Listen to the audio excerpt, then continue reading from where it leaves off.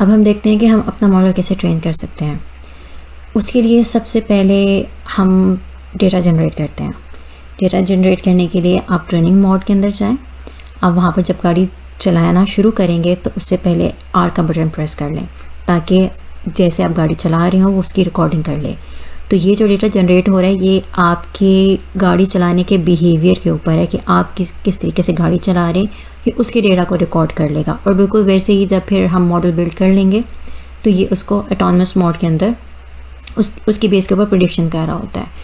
यहाँ पर सजेशन ये है कि यहाँ आपको ये जो है थोड़े से ये मार्क दिख रहे होंगे इस तरह के कि ये इसका स्टार्टिंग पॉइंट है। कोशिश करें कि कम से कम आप 1 लैप ज़रूर पूरा करें और मैक्सिमम 5 लैप्स का डेटा कैप्चर कर लें। इससे ज़्यादा की सजेशन इसलिए नहीं दूंगी क्योंकि वो मॉडल बिल्डिंग फिर बहुत ज़्यादा टाइम लेगा, क्योंकि जब 5 लैप्स का डेटा जमा हो जाएगा तो जितना ज़्यादा डेटा होगा मॉडल बिल्डिंग उतना ज़्यादा टाइम लेगी, तो शायद आपकी प्रोसेसिंग जो है वो चौक हो जाए।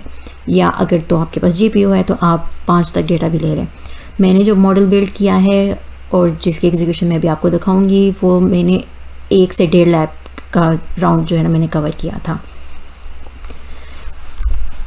जब आप डेटा जनरेट कर लेंगे तो आपके पास डेस्कटॉप के ऊपर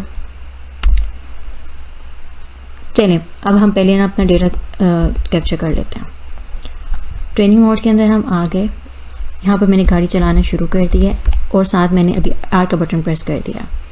यहाँ पर जब आप आर का बटन प्रेस करेंगे वो आपसे पूछेगा कि आपने कहाँ पर डेटा सेव करना है। मैं आपको सजेशन दूंगी कि आप अभी डेस्कटॉप के ऊपर रख लें इसको।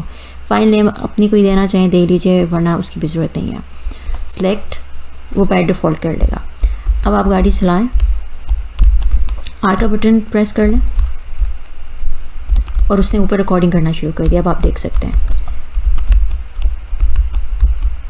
यहाँ से हमारा मार्क शुरू हो रहा है।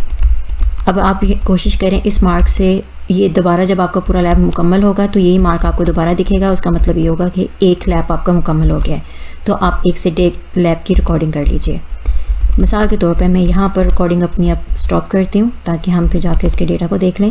लेकिन जब आप ट्रेन कर रहे हो तो आप कम से कम 1 या 1.5 लैप राउंड मुकम्मल ज़रूर कीजिए। मैं दोबारा आर का बटन प्रेस कर रही हूँ। आर का बटन जब आप दोबारा प्रेस करते हैं तो ये आपको आपकी रिकॉर्डिंग दिखाता है आपके ड्राइविंग की। अब जैसे मैंने गाड़ी ड्राइव की थी उसको इसने जब रिकॉर्ड कर लिया, अब ये पीछे डेटा जनरेट कर रहा है। जैसे ही ये डेटा जो कैप्चर हुआ है ये 100% प्रोसेस हो जाएगा तो हम बैक एंड के ऊपर देख सकेंगे डेस्कटॉप के ऊपर कि हमारे पास डेटा वहाँ पर अवेलेबल हो चुका है।